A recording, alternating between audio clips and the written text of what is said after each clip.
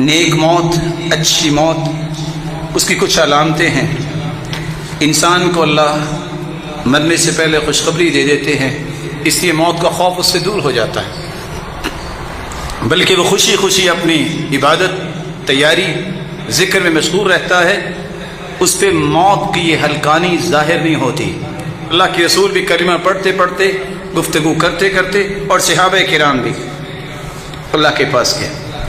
دوسری نشانی، جس کو اللہ عز و جلال کلمہ نصیب کر دے، اس سے بڑا کوئی خوش نصیب نہیں۔ موت کے وقت جسے کلمہ نصیب ہو جائے، اللہ کے پیارے پیغمبر نے فرمایا یہ اچھی موت بھی ہے اور ساتھ یہ جنت میں جائے گا۔ تیسری نشانی، موت کے وقت اس کی پیشانی پہ پسینہ آ جائے، موت المؤمن بعرق الجبین، یہ اس کے حسن خاتمہ کی نشانی ہے کہ اچھی موت ہے۔ چوتھی نشانی، جمعے کے دن یا جمعے کی رات کو جو فوت ہوتا ہے، اللہ اسے عذاب قبر سے محفوظ فرمائیں گے، جیسا کہ جامع ترمذی کی روایت۔ پانچویں نشانی، اللہ کے دین کا دفاع کرتے ہوئے جو دنیا سے چلا گیا، یہ بھی اس کی اچھی موت ہے۔ اور اس طرح اپنی جان کا دفاع کرتے ہوئے جو اللہ کے پاس چلا گیا، یہ بھی اس کی اچھی موت ہے۔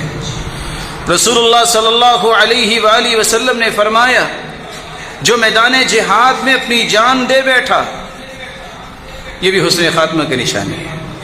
طاعون کی بیماری میں جو فوت ہو گیا، یہ بھی شہید ہے۔ الطاعون شہادۃ لکل مسلم، صحیح بخاری کی روایت 5732، کہ جو طاعون کی بیماری میں جو ایک وبائی مرض تھی، اس سے جو فوت ہو جائے وہ شہید ہوگا۔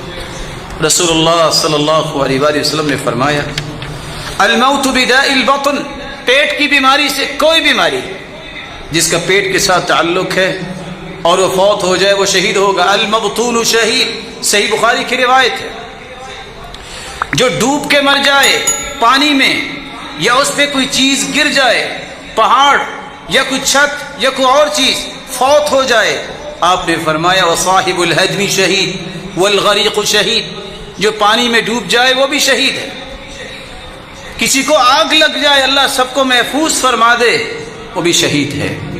آپ نے فرمایا الموت بداء السل، ایسی بیماری جس سے پھیپھڑے ختم ہو جاتے ہیں، شہید ہے۔